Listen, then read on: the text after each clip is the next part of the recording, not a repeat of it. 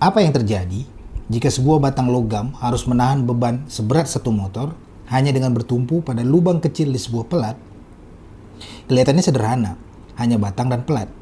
Tapi di balik sambungan ini tersembunyi interaksi antara gaya tarik, tegangan geser, dan batas kekuatan material. Di sini, kita akan menghitung diameter minimum rod dan ketebalan disk yang dibutuhkan agar sambungan ini tetap kuat dan tidak berakhir sebagai kegagalan struktural. Bayangkan, kamu menggantung sebuah beban berat, bukan dengan tali, tapi dengan sebuah batang logam yang menembus sebuah pelat bundar. Batang itu menarik ke bawah dan pelat harus menahan semuanya. Sekarang pertanyaannya, seberapa besar batangnya harus dibuat agar tidak putus? Dan seberapa tebal pelatnya agar tidak robek? Inilah tantangan kita. Sebuah suspender rod tertanam ke dalam sebuah circular disc yang terhubung tetap. Rod tersebut menembus lubang berdiameter 40 mm dan menahan beban vertikal sebesar 20.000 Newton. Tujuan kita adalah merancang sambungan ini agar tetap aman. Dengan batas tegangan tarik maksimum 60 MPa dan batas tegangan geser 35 MPa. Kita harus menentukan diameter minimum rod dan ketebalan minimum disk yang masih sanggup bertahan. Semua dimulai dari memahami bagaimana gaya bekerja dan bagaimana material bereaksi. Mari kita lihat sistem ini dari sisi gaya. Saat batang ditarik ke bawah oleh beban 20 kN, gaya ini tidak hilang begitu saja. Ia langsung ditransfer ke disk, melewati bidang kontak melingkar di sekeliling lubang. Disinilah semuanya terjadi, gaya tarik di rod dan gaya tahan di disk. Dalam diagram benda bebas yang terlihat, batang ditarik ke bawah searah sumbu. Gaya ini menciptakan tegangan normal dalam rod. Tapi di sisi lain, disk menahan gaya itu lewat tegangan geser yang tersebar di sepanjang permukaan silinder dalam lubangnya. Visualnya memperlihatkan hubungan langsung antara gaya, arah tegangan, dan bidang kerja, di mana disk dan rod saling bernegosiasi dalam kesetimbangan statis. Sekarang kita zoom in ke dalam logika gaya. Apa yang benar-benar terjadi di sistem ini? Rod menerima gaya tarik vertikal sebesar 20.000 Newton. Ini menciptakan tegangan normal, atau gaya yang mencoba merentangkan batang sepanjang sumbunya. Sementara itu, disk berperan sebagai penahan. Ia tak menolak dengan dorongan balik, tapi dengan geseran. Gaya internal yang bekerja sepanjang permukaan silinder lubang. Permukaan ini adalah arena utama tegangan geser. Dan untuk menyederhanakan perhitungan, kita anggap bahwa tegangan geser ini merata di sepanjang keliling. Kita juga berasumsi bahwa semua komponen berada dalam kondisi kesetimbangan statis. Artinya, tidak ada yang bergerak. Semua gaya saling mengimbangi. Dengan memahami ini, kita bisa mulai membandingkan tegangan kerja dengan tegangan maksimum yang diizinkan. Sekarang kita masuk ke inti desain. Seberapa besar batang ini perlu dibuat agar tidak patah? Rod menerima gaya aksial sebesar 20.000 Newton. Tapi material punya batas. Tegangan tarik maksimum yang diizinkan hanya 60 MPa. Jadi kita cari luas penampang minimum yang cukup untuk menahan gaya ini. A sama dengan N dibagi sigma allow. Dan karena rod berbentuk silinder, luasnya adalah A sama dengan Pi per 4 D kuadrat. Dengan menyamakan kedua rumus ini, kita dapatkan Pi per 4 D kuadrat sama dengan 20 kali 10 pangkat 3 dibagi 60 kali 10 pangkat 6. Maka kita dapatkan hasil yang penting, yaitu D sama dengan 20,6 mm.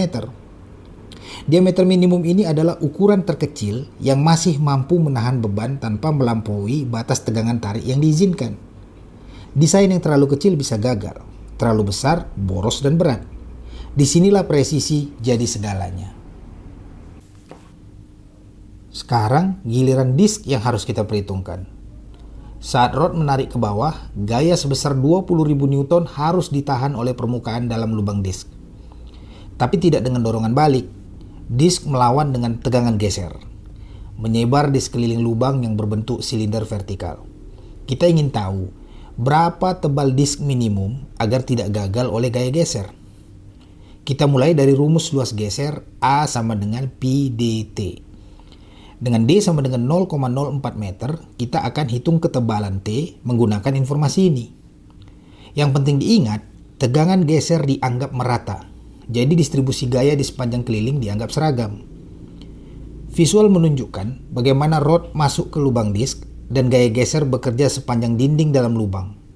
Disinilah pelat benar-benar diuji.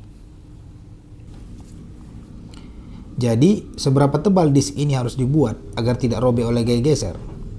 Kita tahu gaya yang bekerja adalah 20.000 Newton dan tegangan geser maksimum yang boleh terjadi hanyalah 35 megapascal. Maka kita gunakan rumus dasar tau sama dengan V per A. Sehingga kita bisa tuliskan A sama dengan V dibagi tau allow.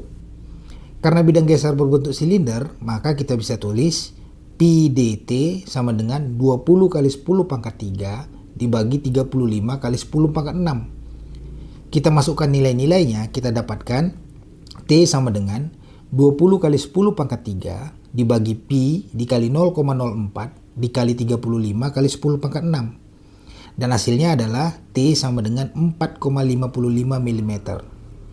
Inilah ketebalan minimum disk agar tidak mengalami kegagalan geser. Dalam prakteknya, nilai ini biasanya dibulatkan ke atas untuk memberi sedikit nafas ekstra dalam produksi dan mencegah keausan dini. Mari kita rekap hasil dari semua analisis gaya dan perhitungan tadi. Untuk menahan beban tarik sebesar 20.000 Newton, rod membutuhkan diameter minimum sebesar D sama dengan 20,6 mm. Namun dalam dunia nyata, tidak semua bisa diproduksi persis seperti ini. Maka diameter ini disarankan dibulatkan ke 25 mm, yaitu ukuran standar yang mudah diproduksi dan lebih aman. Lalu untuk menahan gaya geser pada disk, kita peroleh ketebalan minimum sebesar T sama dengan 4,55 mm. Dan seperti sebelumnya, kita naikkan menjadi 5 mm agar komponen cukup tangguh dalam jangka panjang. Desain ini sudah memperhitungkan batas aman untuk tegangan tarik dan geser. Hasil akhirnya, sambungan yang kuat, efisien, dan siap diproduksi. Pada akhirnya, semua ini bukan sekedar soal angka. Ini soal keseimbangan antara kekuatan dan efisiensi.